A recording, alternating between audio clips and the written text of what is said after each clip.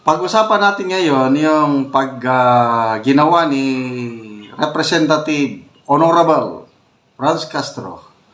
Yung motion na naman niya na pina-extend niya yung pagkakulong ni Atty. Laika Lopez from 5 to 10 days. Grabing galit ng mamamayang Pilipino.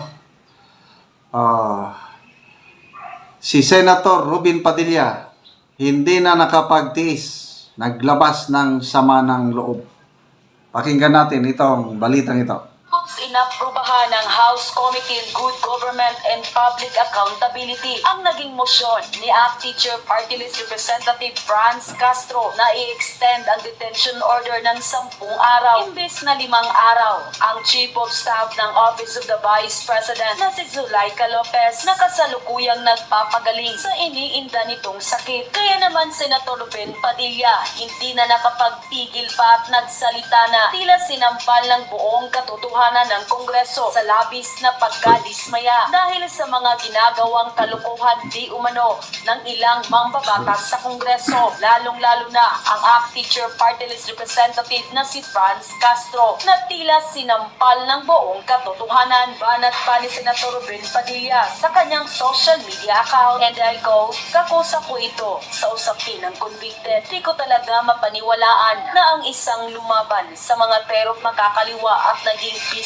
presidente pa na may napakalaking boto ay dumaraan sa pagdidipit ng isang kriminal at di umano'y naging kasapi ng nasabing kalaban ng gobyerno. Nangyayari na ito sa harap ko. Hindi pa rin ako makapaniwala. Napapanood ko, pero para lamang akong namamalikmata. Naririnig ko, pero para akong nabibingi. Pinipilit kong mawala sa harapan ko o gumising.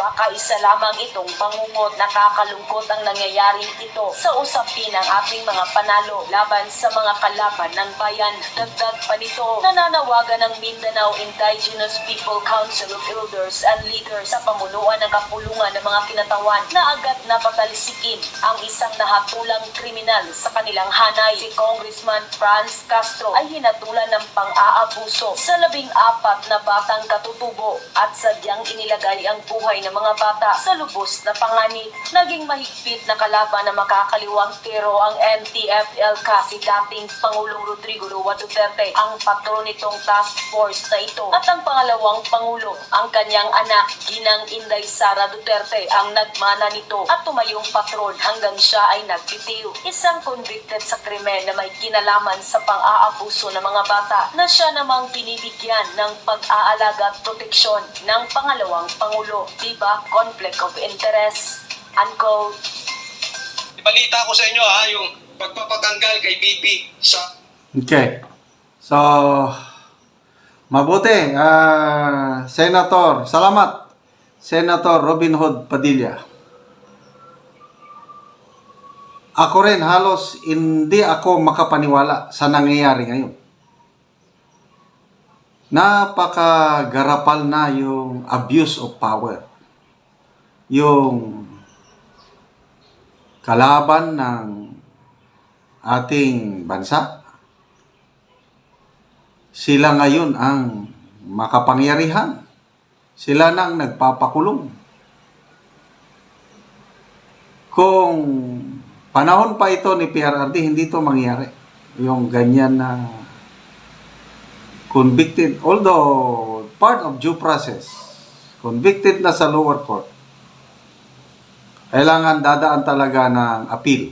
Kaya, in-explain niya ni Congressman Marcoleta, tinanong siya ng media, bakit hindi patanggalin si Castro? Yan, panawagan ng mga Mindanao Indigenous People leaders na sana patalsikin na.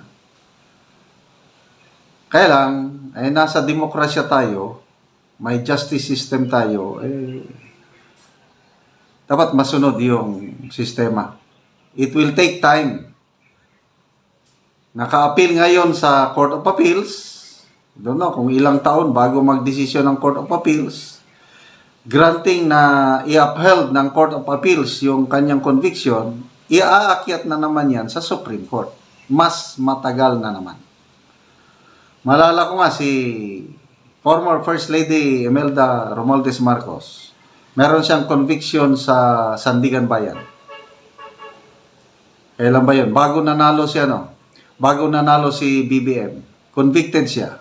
May sentensya, may parusa. Kailang nag-appeal.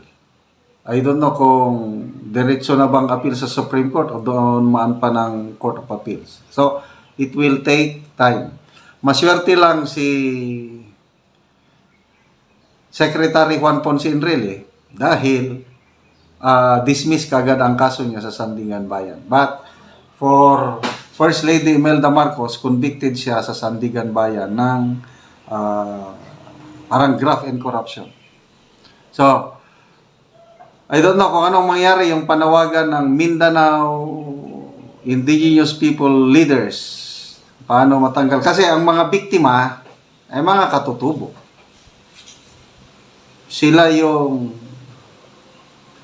mga naapektuhan. Sila, mga anak nila, mga apuhan nila, yung biktima ni Congresswoman Castro. Ano na lang, ngayong eleksyon. I don't know. Before umupo si PRRD as president, nako, ang daming mga makakaliwang grupo, yung Makabayan Bloc sa Kongreso. Umabot ata ng 6 or 7 party list ang may upuan sa Kongres. Mula nung umupo si PRRD, ngayon, bumaba na kasi si PRRD through NTF-ELCAC, dinadirect nilang ini-expose, binubulgar ang mga ginagawa nitong mga makakaliwa. Kaya tignan nyo, halos hindi sila manalo. Yung record niya 2% na votes, wala, hindi sila nakakuha. Kung tutusin mo, walang nanalong Makabayan Bloc itong 2022 election. Hindi sila nakakuha ng 2%.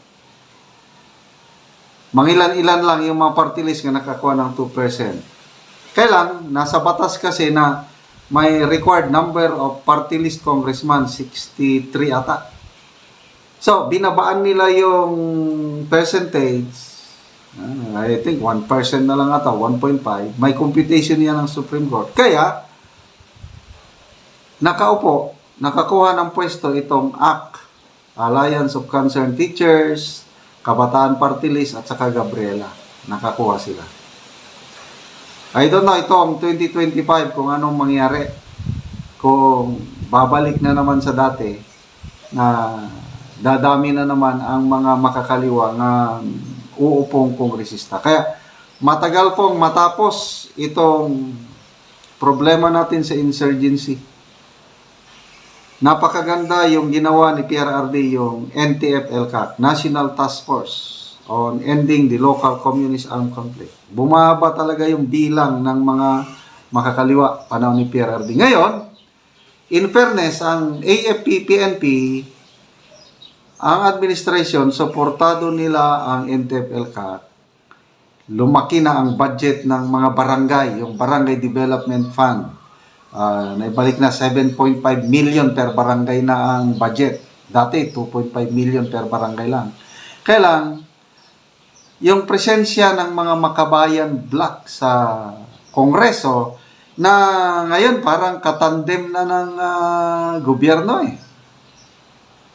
Tingnan mo, yung ginagawang panggigipit sa mga Duterte, lalo na kay BP Sara, sino ang namamayagpag? Makabayan Bloc. So, nagtutulungan sila dahil nakikita nila common political enemy nila ang mga Duterte. Kaya, namamayagpag sila. Kaya lang, kung bagbasihan natin yung performance ni PRRD itong nakaraan na Senate and Quadcom hearing, yung nag-attend siya, walang magawa. Di umubra, yan si Franz Castro. Pinaglalaroan lang ni Tatay Digong. Yan, Rosas, Manuel, pinaglalaroan lang. Kaya, lumabas kung gaano katindi pa rin yung utak. Very sharp pa rin ang pag-iisip ng utak ng ating PRRD. Okay. So, dito lang tayo ngayon kay BP Sara. Magdasal po tayo dahil napakatindi itong pagsubok.